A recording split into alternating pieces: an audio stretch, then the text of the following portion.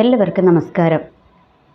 കുറച്ച് ദിവസങ്ങളായിട്ട് നമ്മൾ ഷൈനി എന്ന് പറയുന്ന സഹോദരിയുടെയും കുഞ്ഞുങ്ങളുടെയും വിഷയങ്ങൾ തന്നെയാണ് സംസാരിച്ചു കൊണ്ടിരിക്കുന്നത്. അതിൻ്റെ കൂട്ടത്തിൽ ബാക്കി കാര്യങ്ങളും കൂടെ സംസാരിക്കുന്നു എന്ന് മാത്രം. അപ്പോൾ ഒത്തിരി പേര് എന്നോട് കമൻറ്റിലൂടെയൊക്കെ ചോദിക്കുന്നുണ്ട്, ഈ ടോപ്പിക് ഇനിയും വിടാനായില്ലേ എന്ന്. നമ്മളതിപ്പോഴും ഇങ്ങനെ നമ്മളത് വിടാതെ പിടിക്കുന്നതിൻ്റെ കാരണം അവർക്കൊരു നീതി കിട്ടി എന്നുള്ളൊരു റിസൾട്ട് വരുന്നിടം വരെ ആരുടെയും മനസ്സിൽ നിന്ന് അതൊന്ന് മാഞ്ഞു പോകാതിരിക്കാനാണ് എപ്പോഴും ഓരോ വീഡിയോയുടെയും കൂട്ടത്തിൽ ഈ ഷൈനിയുടെ വിഷയം ഇങ്ങനെ നമ്മൾ മുൻപോട്ട് വെക്കുന്നതിൻ്റെ പ്രധാന കാരണം. അതല്ലാതെ വേറെ ഒന്നും അതിനകത്തില്ല. എനിവേ, എന്തായാലും ഈ കഴിഞ്ഞ ദിവസം, ഇന്നത്തെ വീഡിയോ എന്ന് പറയുന്നത് ഈ കഴിഞ്ഞ ദിവസം എൻ്റെ ഒരു വീഡിയോയുടെ അടിയിൽ വന്നിട്ട് 2 വ്യക്തികൾ ഓരോ സംശയങ്ങൾ ചോദിച്ചു. സംശയങ്ങളല്ല, അവരവരുടെ ആ ഒരു ബുദ്ധിമുട്ട് അവർ അറിയിക്കുവാനായിട്ട് ഇടയായി തീർന്നു. അപ്പോൾ അതിൻ്റെ ഒരു മറുപടി എന്നോണമാണ് ഇന്നത്തെ വീഡിയോ ഞാൻ ചെയ്യുവാൻ ആഗ്രഹിക്കുന്നത്. അതിനകത്ത് ഒന്നാമത്തെ ക്വസ്റ്റ്യൻ എന്താണെന്ന് വെച്ചാൽ, ഒരു സഹോദരനാണ്. പുള്ളി ചോദിച്ചത്, ദൈവം കുറച്ച് പേർക്ക് മാത്രം വിടുതൽ കൊടുക്കുന്നു, കുറച്ച് പേർക്ക് മാത്രം വിടുതൽ കൊടുക്കുന്നില്ല, അങ്ങനെയെങ്കിൽ അതെന്തു ദൈവമാണ്? ഷൈനിക്കും കുഞ്ഞുങ്ങൾക്കും എന്തുകൊണ്ട് ദൈവം വിടുതൽ കൊടുത്തില്ല എന്നുള്ളൊരു ക്വസ്റ്റ്യനാണ് ഒരു സഹോദരൻ ചോദിക്കുവാനായിട്ട് ഇടയായത്. അപ്പോൾ അതിൻ്റെ ഉത്തരം പറഞ്ഞിട്ട് അടുത്ത ക്വസ്റ്റ്യനിലോട്ട് നമ്മൾക്ക് കിടക്കാം. അപ്പോൾ അതിന് ഒരൊറ്റ വാക്കിൽ ഉത്തരം പറയുക എന്നുള്ളത് സാധ്യമല്ല. കാരണം നമ്മൾക്കറിയാം, ദൈവം എന്ന് പറയുന്നത് ആരാണ്? പരമാധികാരിയാണല്ലേ. അപ്പോൾ ആ പരമാധികാരിയുടെ പ്രവർത്തനങ്ങളെ ക്വസ്റ്റ്യൻ ചെയ്യുവാൻ നമ്മൾക്കൊരിക്കലും അധികാരമില്ല എന്നുള്ളതൊരു യാഥാർത്ഥ്യമാണ്. എന്നാൽ ദൈവം പരമാധികാരി മാത്രമല്ല, നമ്മളുടെ പരമാധികാരി എന്നതിനപ്പുറം എന്താണ്? നമ്മളുടെ പരിപാലകനും കൂടിയാണല്ലേ, നമ്മളുടെ പരിശീലകനും കൂടിയാണ് ഈ ദൈവം എന്ന് പറയുന്നത്. അതൊരു വലിയ സബ്ജക്റ്റാണ്. അത് ഞാൻ വേറൊരു എപ്പിസോഡിൽ അതിനെക്കുറിച്ച് സംസാരിക്കാം. അപ്പോൾ ദൈവം നമ്മുടെ പരമാധികാരി, നമ്മളുടെ പരിപാലകൻ, നമ്മളുടെ പരിശീലകൻ ഒക്കെയാണല്ലേ. അതിലെല്ലാം അപ്പുറം ദൈവം നമ്മളുടെ പിതാവും കൂടിയാണ്. നമ്മൾക്ക് വേണ്ടുന്നതെല്ലാം തരുന്ന, നമ്മളോട് കരുണ കാണിക്കുന്ന ഒരു ദൈവവും കൂടിയാണ്. അപ്പോൾ പലപ്പോഴും നമ്മൾക്ക് തോന്നും, എന്തുകൊണ്ട് എന്നുള്ള പല ക്വസ്റ്റ്യൻസ് നമ്മളുടെ മുൻപിൽ വരും. അപ്പോൾ ഈ ഷൈനി എന്ന് പറയുന്ന സഹോദരിയുടെയൊക്കെ വിഷയം എടുത്താൽ തന്നെ നമ്മൾക്ക് തോന്നും, അയ്യോ, എന്തുകൊണ്ടാണ് ദൈവം അവരെ വിടുവിക്കാതിരുന്നത്? ആ സമയത്ത് ആരെങ്കിലും അവരെ ഒന്ന് രക്ഷിക്കാൻ വന്നിരുന്നെങ്കിൽ എന്നൊക്കെ നമ്മൾക്ക് തോന്നും. നമ്മൾക്ക് ചോദിക്കുവാനുള്ള ക്വസ്റ്റ്യൻസ് ഉണ്ടാകും. ഇതിൻ്റെ ഒരു ഉത്തരം തന്നെ ഞാൻ ഇതിനു മുൻപേ ഉള്ളൊരു വീഡിയോയിൽ ഞാൻ പറഞ്ഞിട്ടുണ്ട്. കാരണം എന്താണെന്നറിയാമോ? ദൈവത്തിന് ഓരോരുത്തരെക്കുറിച്ചും ഓരോ പർപ്പസ് ഉണ്ട് അല്ലേ. ഓരോ വ്യക്തികളെയും സൃഷ്ടിച്ചിരിക്കുന്നത് ദൈവമാണ്. അപ്പോൾ ദൈവത്തിന് ഓരോരുത്തരെക്കുറിച്ചും ഓരോ പർപ്പസുകളുണ്ട്. അതുപോലെ ദൈവത്തിൻ്റെ പ്രവർത്തിക്കും ദൈവം ഓരോ സമയം വെച്ചിട്ടുണ്ട്. അപ്പോൾ നമ്മുടെ ലക്ഷ്യം എന്താണ്? നമ്മൾ ഇത്രയുമാണ് ചെയ്യേണ്ടത്. നമ്മൾ ദൈവത്തിൻ്റെ ആ ഒരു സമയത്തിന് വേണ്ടി വെയിറ്റ് ചെയ്യുക, അല്ലെങ്കിൽ ദൈവത്തിൻ്റെ ആ ഒരു ഇടപെടലിന് വേണ്ടി നമ്മൾ വെയിറ്റ് ചെയ്യുക എന്നുള്ളതാണ് നമ്മളുടെ ജീവിതത്തിൽ നമ്മൾ ചെയ്യേണ്ട ഏറ്റവും വലിയ കാര്യം എന്ന് പറയുന്നത്. നമ്മളുടെ സമയത്ത് നമ്മൾക്ക് വേണ്ടുന്നപ്പോഴും അല്ല ദൈവം വന്ന് പ്രവർത്തിക്കുന്നത്. കാരണം എന്താണെന്നറിയാവോ? ദൈവത്തിന് ഓരോന്നിനും ഓരോ സമയമുണ്ട്. ഞാൻ പറയാം, ഇപ്പോൾ ഒരു വയസ്സുള്ള കൊച്ചിൻ്റെ കയ്യിലോട്ട് നമ്മളൊരു ലാപ്ടോപ്പ് കൊടുത്താൽ ആ കൊച്ച് എന്ത് ചെയ്യും? ആ കൊച്ച് അത് ഒരു 2 ദിവസം കൊണ്ട് അത് എറിഞ്ഞ് പൊട്ടിച്ച് ഒരു പരുവത്തിലാക്കി കയ്യിൽ തരും അല്ലേ. അതേസമയം നമ്മൾ കുറച്ച് മുതിർന്ന ഒരു വ്യക്തി, ഈ കമ്പ്യൂട്ടറിനെ കുറിച്ച് അറിയുന്ന, അതെങ്ങനെ ഹാൻഡിൽ ചെയ്യണമെന്നറിയുന്ന, അതെങ്ങനെ പ്രവർത്തിക്കണമെന്നറിയുന്ന, അതെങ്ങനെ ക്ലീൻ ചെയ്യണമെന്ന് കൂടി അറിയുന്ന ഒരു വ്യക്തിയുടെ കയ്യിലാണ് ഈ ലാപ്ടോപ്പ് കിട്ടിയതെങ്കിലോ അതുകൊണ്ട് ഉപകാരമുണ്ടല്ലേ. അതേസമയം 1 വയസ്സുള്ള കുഞ്ഞിന് എന്ത് വേണ്ട? ലാപ്ടോപ്പ് വേണ്ട. അത് കുറച്ചും കൂടെ മുതിർന്ന അറിവുള്ള ഒരു വ്യക്തികളുടെ കയ്യിലാണ് എന്ത് വേണ്ടുന്നത്? ലാപ്ടോപ്പ് വേണ്ടുന്നത്. എന്ന് പറയുന്നത് പോലെ ചില നന്മകളും ചിലതുമൊക്കെ ദൈവം നമ്മളുടെ അടുത്ത് പ്രവർത്തിക്കുന്നതിൻ്റെ സമയം, കാലതാമസം വരുന്നതിൻ്റെ പിന്നിലത്തെ ലക്ഷ്യവും അത് തന്നെയാണ്. ചിലത് ആ സമയത്തല്ല പ്രവർത്തിക്കേണ്ടത്, കുറച്ചും കൂടെ കഴിഞ്ഞിട്ടായിരിക്കും പ്രവർത്തിക്കേണ്ടത്. അതിനൊക്കെ ദൈവത്തിനൊരു ഉദ്ദേശമുണ്ട്. അതൊന്നും നമ്മളുടെ തിന്മയ്ക്കായിട്ടല്ല, എല്ലാം എന്താണ്? നമ്മുടെ നന്മയ്ക്കായിട്ടാണ്. അതിൻ്റെ ഇടയ്ക്ക് നമ്മൾ എന്ത് ചെയ്യരുത്? നമ്മൾ എടുത്തു ചാടരുത്. അതായത് ദൈവത്തിൻ്റെ പർപ്പസിൽ നിന്ന് നമ്മൾ തെന്നിപ്പോകരുത്. നമ്മൾ വെയിറ്റ് ചെയ്യുക. അത് നമ്മുടെ ഉത്തരവാദിത്വമാണ്. അതാണ് ഓരോ കാര്യത്തിലും അങ്ങനെയാണല്ലേ. എന്ന് വെച്ചാൽ നമ്മൾക്കറിയാം, നമ്മളുടെ വിശ്വാസികളുടെ പിതാവ് എന്നറിയപ്പെടുന്ന അബ്രാഹാമിനെ എടുത്താൽ എന്താണ്? അബ്രാഹാമിൻ്റെ ജീവിതത്തിൽ ദൈവം എന്ത് പറഞ്ഞു? അവർക്ക് പ്രായമായപ്പോൾ അവരോട് പറയുന്നത്, നിങ്ങൾക്ക് ഞാനൊരു കുഞ്ഞിനെ തരുമെന്ന് പറയുന്നു. അപ്പോൾ ഈ കുഞ്ഞിനെ തരുമെന്ന് പറഞ്ഞിട്ട് ഇവരെന്ത് ചെയ്തു? ആദ്യം അവർ ചിരിക്കുകയൊക്കെ ചെയ്തു. അത് കഴിഞ്ഞ് അവരെന്ത് ചെയ്തു? ആ ദൈവത്തിൻ്റെ വാഗ്ദത്തം അവർ ഏറ്റെടുത്തു. അത് കഴിഞ്ഞ് കുറച്ചങ്ങ് കാലതാമസം വന്നപ്പോഴത്തേക്കും ഇവരെന്ത് ചെയ്തു? ഇവരൊരു കുറുക്ക് വഴി തേടുവാനായിട്ടിടയായി അല്ലേ. അപ്പോൾ സാറായി എന്ത് ചെയ്തു? സാറായിയുടെ ഒരു തോഴീനെ അങ്ങോട്ട് വിട്ടു, അബ്രാഹാമിൻ്റെ അടുത്തോട്ട് വിട്ട് ഹാഗാറിനെ അല്ലേ അങ്ങോട്ട് വിട്ട് കഴിഞ്ഞിട്ട് അവിടെ ഇസ്മായിൽ ജനിക്കുവാനായിട്ടൊക്കെ ഇടയായി തീർന്നു എന്ന് നമ്മൾക്ക് വിശുദ്ധ ബൈബിളിനകത്ത് നമ്മൾക്ക് കാണുവാനായിട്ട് കഴിയും. അപ്പോൾ അതെന്താണ്? അതല്ലായിരുന്നു ദൈവത്തിൻ്റെ പദ്ധതി അല്ലേ. ദൈവത്തിൻ്റെ പദ്ധതി എന്താണ്? നിനക്ക് ഞാൻ ഇസഹാക്കിനെ തരുമെന്നാണ് പറഞ്ഞത്. അപ്പോൾ ഇവരെന്ത് ചെയ്തു? കുറുക്ക് വഴി തേടിപ്പോയി. ആ കുറുക്ക് വഴി തേടിപ്പോയപ്പോൾ എന്ത് ചെയ്തു? അത് അവരുടെ ജീവിതത്തിലൊരു വ്യസനത്തിന് കാരണമായി അല്ലെ, ഒരു വിഷമത്തിന് കാരണമായി. കാരണം എന്താ? അവരെ കുറുക്ക് വഴി തേടിപ്പോയപ്പോൾ ഈ സാറായും ഹാഗാറും തമ്മിലുള്ള ഒരു മത്സരം വന്നപ്പോൾ എന്ത് ചെയ്തു? ഇസ്മായിലിനെ ആ കുടുംബത്തിൽ നിന്ന് പുറത്താക്കുവാൻ ആര് പറഞ്ഞു? സാറ ആരോട് പറഞ്ഞു? അബ്രാഹമിനോട് പറഞ്ഞു. അപ്പോൾ അബ്രാഹമിന് എന്ത് ചെയ്തു? അബ്രാഹമിന് അതിന് സമ്മതിക്കേണ്ടി വന്നു അല്ലേ. അവസാനം ഇവരുടെ വീട്ടിലെ കലഹം ശമിപ്പിക്കാൻ ദൈവം പോലും ഒരു സജഷൻ കൊടുത്തു. നീ സാറ പറയുന്നത് അങ്ങ് കേൾക്കാൻ പറഞ്ഞു. കാരണം എന്താ? അല്ലെങ്കിൽ ആ കുടുംബത്തിൻ്റെ സമാധാനം മുഴുവൻ പോകും. കാരണം ഈ രണ്ട് പെണ്ണുങ്ങളും തമ്മിൽ എന്താകും? അങ്ങോട്ടും ഇങ്ങോട്ടും അങ്ങനെ മക്കളുടെ പേരിൽ അടിയാക്കിക്കൊണ്ടിരിക്കും. അപ്പോൾ അതുകൊണ്ട് ദൈവം എന്ത് പറഞ്ഞു? നീ ഒരു കാര്യം ചെയ്യേ, സാറ പറയുന്നത് അങ്ങ് കേൾക്ക്. അല്ലെങ്കിൽ എന്ത് ചെയ്യും? ആ കുടുംബ ബന്ധം തന്നെ തകർന്നു പോകും, ആ കുടുംബത്തിൻ്റെ സമാധാനം നഷ്ടപ്പെട്ടു പോകും. അതുകൊണ്ടാണ് ദൈവം അങ്ങനെ ഒരു തീരുമാനമെടുത്ത് ഇസ്മായിലിനെ അവിടുന്ന് പുറത്താക്കുവാനായിട്ട് പറഞ്ഞു. ഇസ്മായിലിനെയും ഹാഗാറിനെയും കൂടി അവിടുന്ന് പുറത്താക്കുവാൻ പറഞ്ഞു. പക്ഷേ അവരെ പുറത്താക്കി കഴിഞ്ഞെങ്കിലും അബ്രഹാം ഒരു തുരുത്തി വെള്ളവും കുറച്ച് അപ്പവും കൊടുത്ത് മാത്രം വിട്ടു. ഒരുപാട് സ്വത്തുള്ള അബ്രഹാമാണ്. എന്നിട്ട് അബ്രഹാം അത്രയും കൊടുത്ത് മാത്രം വിട്ടു. പക്ഷേ ദൈവം എന്ത് ചെയ്തു? ദൈവത്തിൻ്റെ പർപ്പസ് ഇല്ലാതെ, ദൈവത്തിൻ്റെ പെർമിഷൻ ഇല്ലാതെ ഇവർ സ്വീകരിച്ച ഒരു കുറുക്ക് വഴിയാണ്. എങ്കിൽ പോലും ദൈവം എന്ത് ചെയ്തു? ഇസ്മായിലിനെയും ഹാഗാറിനെയും കൈവിട്ടില്ല അല്ലേ. എന്നിട്ട് അവരോട് പറഞ്ഞു, അവർക്ക് വേണ്ടി മരുഭൂമിയിൽ ഒരു നീരുറവയൊക്കെ തുറന്നു. എന്നിട്ട് അവരോട് എന്ത് പറഞ്ഞു? നിന്നെയും ഞാനൊരു വലിയ ജാതിയാക്കുമെന്ന് പറഞ്ഞു. ഇസ്മായിലിനും ദൈവം എന്ത് കൊടുത്തിരിക്കുകയാണ്? വലിയൊരു വാഗ്ദത്തം കൊടുക്കുവാനായിട്ട് ഇടയായി തീർന്നു അല്ലേ. അപ്പോൾ ഇവിടെ ഞാൻ പറഞ്ഞത് ദൈവത്തിൻ്റെ ടൈമാണ് ഞാൻ പറഞ്ഞത്. നമ്മൾ എന്ത് ചെയ്യണം? ദൈവത്തിൻ്റെ ടൈമിന് വേണ്ടി വെയിറ്റ് ചെയ്യണമായിരുന്നു. അപ്പോൾ ഷൈനിയെ കുറച്ചും കൂടെ ആ ഒരു എടുത്തുചാട്ടത്തിന് പോകാതെ, സ്വന്തം ജീവിതവും ആ കുഞ്ഞുങ്ങളുടെ ജീവിതവും നശിപ്പിക്കാതെ, എടുത്തുചാട്ടത്തിന് പോകാതെ കുറച്ചും കൂടി ഒന്ന് വെയിറ്റ് ചെയ്തിരുന്നുവെങ്കിൽ ഷൈനിയുടെ ജീവിതത്തിൽ വലിയ അത്ഭുതങ്ങൾ ദൈവം ചെയ്യുമായിരുന്നു. കാരണം ദൈവം ഒരിക്കലും നിരാലംബരെ കൈവിടുന്ന ദൈവമല്ല കേട്ടോ. ദൈവം എപ്പോഴും എന്താണ്? ദൈവത്തിൻ്റെ കണ്ണ് എപ്പോഴും എങ്ങോട്ടുണ്ട്? എപ്പോഴും ഈ കരയുന്ന ഷൈനിയെ സംബന്ധിച്ചിടത്തോളം ഒരു കുറുപ്രാവ് പോലെ ഇങ്ങനെ എപ്പോഴും കരഞ്ഞുകൊണ്ടിരിക്കുന്ന ഒരു വ്യക്തിയായിരുന്നു. ഉള്ളിൽ എപ്പോഴും കരയുന്ന വ്യക്തിയായിരുന്നു എന്നാണ് നമ്മൾ കേട്ടിരിക്കുന്നത്. അപ്പോൾ ആ ഷൈനിയുടെ മേലും കുഞ്ഞുങ്ങളുടെ മേലും എന്തുണ്ടായിരുന്നു? ദൈവത്തിൻ്റെ വലിയ പർപ്പസ് ഉണ്ട്. ഇനി ഒന്നും കൂടി ഓർക്കുക, ദൈവത്തിന് വലിയ വലിയ പർപ്പസുകളും പ്ലാനുകളും ഉള്ളവർക്കാണ് പോരാട്ടങ്ങൾ എപ്പോഴും വരുന്നത് കേട്ടോ. അപ്പോൾ ഈ ഷൈനയുടെ കുഞ്ഞുങ്ങളുടെ കാര്യമൊക്കെ അവരുടെ ചുറ്റുവട്ടത്തുള്ളവരൊക്കെ പറയുന്നത് നമ്മൾ കേട്ടിട്ടുണ്ട്. ആ കുഞ്ഞുങ്ങളെപ്പോലെ സുന്ദരികൾ അവരുടെ രണ്ട് കുടുംബത്തിലും ഇല്ല, അത്രയും കഴിവുള്ള കുട്ടികളും ആ രണ്ട് കുടുംബത്തിലും ഇല്ല എന്നൊക്കെ നാട്ടുകാരൊക്കെ പറയുന്നത് നമ്മൾ കേട്ടു. എന്ന് വെച്ചാൽ അത്രയും നല്ല പൊന്നോമനകളെയാണ് കൊടുത്തത്. അപ്പോൾ അവരെക്കുറിച്ച് ദൈവത്തിന് വലിയ പദ്ധതികൾ ഉണ്ടാകുമെന്ന് വെച്ചാൽ അവർ മിടുക്കരായിരുന്നു. അവരെപ്പോഴും പള്ളിയിൽ പോവുക, ദൈവത്തിൻ്റെ കാര്യങ്ങളിലൊക്കെ ശ്രദ്ധയുള്ളവരായിരുന്നു. അപ്പോൾ അവരെക്കുറിച്ച് ദൈവത്തിന് വലിയ പദ്ധതികളുണ്ടായിരുന്നു. പക്ഷേ തൻ്റെ ആ സമ്മർദ്ദങ്ങളുടെ നടുവിൽ എന്ത് ചെയ്തു? ഷൈനി തോറ്റുപോയി. ഷൈനി ആ കുഞ്ഞുങ്ങളെയും കൊണ്ട് പോയിട്ട് ജീവിതം അവസാനിപ്പിച്ചു. അപ്പോൾ ഓർക്കുക, നമ്മൾ ആ ഒരു ജീവിതം അവസാനിപ്പിക്കാനൊക്കെ ആദ്യമായിട്ടല്ല ഷൈനി, അതിനു മുൻപേ ഒക്കെ തീരുമാനിച്ചിട്ടുണ്ടാകും. അവിടെയൊക്കെ ദൈവം പല വിധത്തിൽ ഷൈനിയെ തടഞ്ഞിട്ടുണ്ടാകണം അല്ലേ. അല്ലെങ്കിൽ ഷൈനി പണ്ടേ ആത്മഹത്യ ചെയ്യാമായിരുന്നു. പക്ഷേ പലപ്പോഴും ഒക്കെ ആയിട്ട് ദൈവം തടഞ്ഞിട്ടുണ്ട്. പിന്നെ ഒരു പരിധി വിട്ട് കഴിഞ്ഞ് നമ്മൾ ആ ദൈവത്തിൻ്റെ ആ ഒരു പർപ്പസിന്, ഇപ്പം നമ്മളുടെയൊക്കെ ജീവിതം എടുത്ത് നോക്കി, എന്തെങ്കിലുമൊക്കെ വിഷയങ്ങൾ നമ്മളുടെ ജീവിതത്തിൽ ചിലതൊക്കെ തെറ്റിപ്പോകുമ്പോൾ എന്ത് ചെയ്യും? ദൈവം നമ്മളോട് ഇടപെടും അല്ലേ. ഇടപെട്ട് കഴിയുമ്പോൾ നമ്മളത് അനുസരിച്ചില്ലെങ്കിൽ എന്ത് ചെയ്യും? ദൈവം പിന്നെ നമ്മളുടെ വിഷയത്തിൽ ഇടപെടത്തില്ല. എന്ന് വെച്ചാൽ ചില കാര്യങ്ങൾ നമ്മളോട് പറയും, അത് ചെയ്യരുതെന്ന് പറയും. അപ്പോൾ നമ്മളത് ചെയ്തു കഴിഞ്ഞു, അല്ലെങ്കിൽ നമ്മളത് തിരുത്തിയിട്ടുണ്ടെങ്കിൽ എന്ത് ചെയ്യും? വീണ്ടും ദൈവം അടുത്ത വിഷയങ്ങൾ തിരുത്താനുള്ളത് നമ്മളോട് ഇടപെടും. പക്ഷേ ഈ ആദ്യത്തെ വിഷയത്തിൽ തന്നെ നമ്മൾ എന്ത് ചെയ്യുകയാണ്? നമ്മൾ ദൈവത്തിന് മറുതലിപ്പായിട്ട് നമ്മൾ അതിനെ അഗൈൻസ്റ്റായിട്ട് വീണ്ടും അത് ചെയ്യുകയാണെങ്കിൽ ദൈവം എന്ത് ചെയ്യും? ഇടപെടത്തില്ല. എന്ന് പറയുന്നത് പോലെ തന്നെയാണ് ഷൈനിയുടെ പല വിഷയത്തിലും ദൈവം ഇടപെട്ടിട്ടുണ്ടാകും. ഇതിനു മുൻപേയും ആത്മഹത്യക്ക് ശ്രമിക്കുവാൻ അല്ലെങ്കിൽ ആത്മഹത്യ ചിന്തകൾ വന്നപ്പോഴൊക്കെ ദൈവം പല വിധത്തിൽ അതിൽ നിന്ന് ഷൈനിയെ പിന്തിരിച്ചിട്ടുണ്ടാകും. പക്ഷേ അവസാന നിമിഷം ഷൈനി എന്ത് ചെയ്തു? അതിന് തന്നെ അങ്ങ് കീഴടങ്ങാൻ പോയി. അപ്പോൾ ദൈവത്തിന് പോലും ഒന്നും ചെയ്യുവാൻ പറ്റാത്ത സിറ്റുവേഷൻ വരും. കാരണം ദൈവപ്രവർത്തിക്ക് എപ്പോഴും എന്തായിരിക്കണം? നമ്മളും കൂടെ അവൈലബിൾ ആയിരിക്കണം. എന്ന് വെച്ചാൽ ദൈവത്തിൻ്റെ ആ ഒരു തീരുമാനങ്ങളോട് നമ്മൾ എന്ത് ചെയ്യണം? പോസിറ്റീവായിട്ട് നമ്മൾ പ്രതികരിക്കണം. നമ്മൾ അങ്ങനെ പ്രതികരിച്ച് കഴിയുമ്പോൾ ദൈവം നമ്മൾക്ക് വേണ്ടി പ്രവർത്തിക്കുള്ളൂ. എപ്പോഴും ഇങ്ങനെ നമ്മൾ ദൈവത്തോട് നെഗറ്റീവ് പറഞ്ഞുകൊണ്ടിരുന്നാൽ എന്ത് ചെയ്യും? അത് നമ്മളുടെ ജീവിതത്തിൽ അനുഗ്രഹമാകത്തില്ല. അതുപോലെ വേറെ ഒന്നും കൊണ്ടുണ്ട്, നമ്മളുടെ ജീവിതത്തിലെ നെഗറ്റീവ് വാക്കുകളല്ലേ, ഇനി ഒന്നും പറ്റൂലപ്പാ, ഇനി ഒന്നും ഗതി പിടിക്കാൻ പോകത്തില്ലപ്പാ എന്ന് നമ്മൾ തന്നെ പറയും. മറ്റുള്ളവർ നമ്മളെക്കുറിച്ച് പറയും. ഇങ്ങനെയുള്ള കാര്യങ്ങളൊക്കെ സംഭവിക്കും. അതൊക്കെ എന്താണ്? ഒരു നെഗറ്റീവ് എനർജി അവിടെ പ്രൊഡ്യൂസ് ചെയ്യുകയാണ് ചെയ്യുന്നത്. അപ്പോൾ നമ്മൾ എന്ത് ചെയ്യണം? നമ്മളെപ്പോഴും നമ്മുടെ വായിൽ നിന്ന് നെഗറ്റീവ്, ചിലപ്പോൾ നമ്മുടെ സാഹചര്യങ്ങളുടെ മുഖത്ത് നമ്മൾ പറഞ്ഞു പോകും. അപ്പോൾ നമ്മൾ എന്ത് ചെയ്യണം? അതിനെല്ലാം നമ്മൾ ക്യാൻസൽ ചെയ്യണം. യേശുക്രിസ്തുവേ, എൻ്റെ അടുത്ത് ഇങ്ങനെ ഒന്ന് പറ്റിപ്പോയി, ഞാനിങ്ങനെ ഒരു നെഗറ്റീവ് വാക്ക് പറഞ്ഞുപോയി, അതെന്നോട് ക്ഷമിക്കണമേ എന്ന് പറഞ്ഞ് നമ്മൾ തന്നെ ആ നെഗറ്റീവ് വാക്കിനെ നമ്മൾ എന്ത് ചെയ്യണം? ചെയ്യണം? ക്യാൻസൽ ചെയ്യണം. പിന്നെ എല്ലാ ദിവസവും നമ്മൾ എന്ത് ചെയ്യണം? രാവിലെ എഴുന്നേൽക്കുമ്പോൾ നമ്മൾ പ്രാർത്ഥിക്കണം. നമ്മൾക്കെതിരെ വരുന്ന എതിർ പ്രാർത്ഥനകളെ നമ്മൾ ശാസിക്കണം.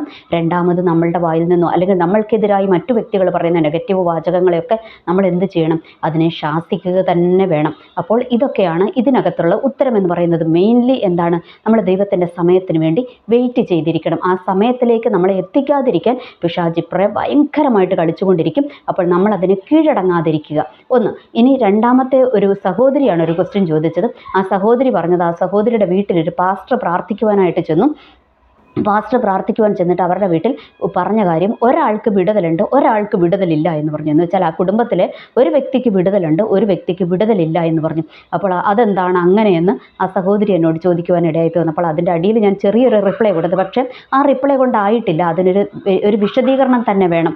അപ്പോൾ ഞാൻ ആ സഹോദരിക്ക് വേണ്ടിയിട്ടും കൂടെയാണ്, ബാക്കി എല്ലാവർക്കും കൂടെ വേണ്ടിയാണ് ഞാൻ ഈ വീഡിയോയിൽ അതിൻ്റെ ഉത്തരം പറയുന്നത്. എന്താണെന്നറിയാമോ? ഇന്നത്തെ കാലത്ത് ഈ ആത്മീയ നേതൃത്വത്തിലിരിക്കുന്ന എല്ലാവരും കൃപയിലല്ല എന്നുള്ള കാര്യം നമ്മൾ മനസ്സിലാക്കുക. കാരണം പകുതി എണ്ണവും എന്താണ്? 75% ഭക്തിയുടെ വേഷം കെട്ടി അതിൻ്റെ ശക്തിയെ ത്യജിക്കുന്നവരാണ്. എന്ന് വെച്ചാൽ ഭക്തിയുടെ വേഷം കെട്ടി അതിൻ്റെ ശക്തിയെ ത്യജിക്കുന്നവരെന്ന് വെച്ചാൽ ഭക്തിയോടെയുള്ള ജീവിതത്തിനൊരു ശക്തിയുണ്ട്, അതിനെ ത്യജിച്ച് കളയുക എന്ന് വെച്ചാൽ ഭക്തരാണെന്ന് മറ്റുള്ളവരുടെ മുമ്പിൽ നടിക്കും. അല്ലെങ്കിൽ ഞാൻ വലിയ സംഭവമാണ്, ഞാൻ ഭയങ്കര പ്രവാചകനാണ്, ഞാൻ പാസ്റ്ററാണ്, ഞാൻ അച്ഛനാണ്, മെത്രാനാണ് എന്നുള്ള രീതിയിലൊക്കെ മറ്റുള്ളവരുടെ മുൻപിൽ വേഷം കെട്ടും. ഇനി വിശ്വാസികളുടെ ഗണത്തിലോട്ട് വന്നാൽ ഞാൻ ഭയങ്കര ഭക്തയാണെന്നുള്ള രീതിയിലൊക്കെ നമ്മൾ വേഷം കെട്ടും. പക്ഷേ എന്താണ്? അതൊന്നും യഥാർത്ഥത്തിൽ നമ്മളുടെ ജീവിതത്തിലില്ല. അങ്ങനെയുള്ള ഒത്തിരി ആൾക്കാരുണ്ട് കേട്ടോ. എന്ന് വെച്ചാൽ ഈ ആത്മീയ കുളത്തിലെടുത്താൽ 75% ഭക്തിയുടെ വേഷം കെട്ടുന്നവരാണ്. എന്നാൽ ഒരു 25% മാത്രമാണ് യഥാർത്ഥ ഭക്തി സൂക്ഷിക്കുന്നത് എന്നുള്ള കാര്യം നമ്മൾ മറക്കാതിരിക്കുക. അതുകൊണ്ട് എല്ലാവരും പറയുന്നത് നമ്മൾ കണ്ണടച്ച് വിശ്വസിക്കേണ്ട കാര്യമില്ല. കാരണം എന്താണെന്നറിയാമോ? നമ്മളുടെ ദൈവം ഒരിക്കലും എന്താണ്? നമ്മളെ തകർത്ത് കളയുന്ന ദൈവമല്ല. ദൈവത്തിന് ആരെയും തകർത്ത് കളയാൻ താല്പര്യമില്ല. ദൈവം അവസാനം വരെ നമ്മളെ രക്ഷിച്ചെടുക്കുവാൻ ശ്രമിച്ചുകൊണ്ടേയിരിക്കും. അതിൻ്റെ കൂട്ടത്തിൽ എന്ത് ചെയ്യണം? നമ്മളിൽ നിന്നും കൂടെ ദൈവം ചിലത് ആഗ്രഹിക്കുന്നുണ്ട്. ഓക്കെ, അപ്പോൾ നമ്മൾക്ക് ഈ നേരത്തെ ഞാൻ പറഞ്ഞതുപോലെ തന്നെ ദൈവത്തിനൊരു സമയമുണ്ട്. ഒന്നാമത് ആ സമയത്തിന് വേണ്ടി നമ്മൾ വെയിറ്റ് ചെയ്യണം. രണ്ടാമത് നമ്മൾ ചിലത് ദൈവത്തിനെ പഠിപ്പിക്കാനുണ്ട്. ചിലത് പഠിപ്പിച്ചു കഴിഞ്ഞിട്ട് ദൈവം നമ്മൾക്കൊരു വിടുതൽ തരത്തുള്ളൂ. അതിനുവേണ്ടി നമ്മൾ വെയിറ്റ് ചെയ്യണം. ദൈവത്തിൻ്റെ പഠനം ആദ്യത്തേത് എന്താണ്? നമ്മൾ വെയിറ്റ് ചെയ്യണം. രണ്ടാമത്തേത് എന്താണ്? ദൈവം ചിലത് നമ്മളെ പഠിപ്പിക്കുകയാണ്. ഇനി മൂന്നാമത്തേത് എന്താണ്? മൂന്നാമത്തത് എന്താണെന്ന് വെച്ചാൽ നമ്മൾ ചിലപ്പോൾ നമ്മളുടെ ജീവിതത്തിൽ ചിലതൊക്കെ കറക്റ്റ് ചെയ്യാനുണ്ടാകും. എന്ന് വെച്ചാൽ ദൈവത്തിൻ്റെ വചനത്തിൻ്റെ മുൻപിൽ നമ്മൾ കീഴടങ്ങണം അല്ലേ?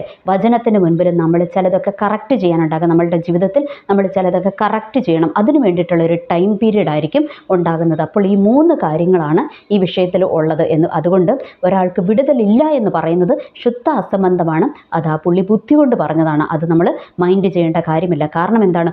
ഓരോ വ്യക്തികളുടെ ജീവിതത്തിലും ദൈവം എന്ത് വെച്ചിട്ടുണ്ട്? ഒരു വിടുതലും ഒരു അനുഗ്രഹവും ഒക്കെ വെച്ചിട്ടുണ്ട് കേട്ടോ. അതിൻ്റെ 3 കാരണം ഞാൻ പറഞ്ഞു. ഒന്നെന്താണ്?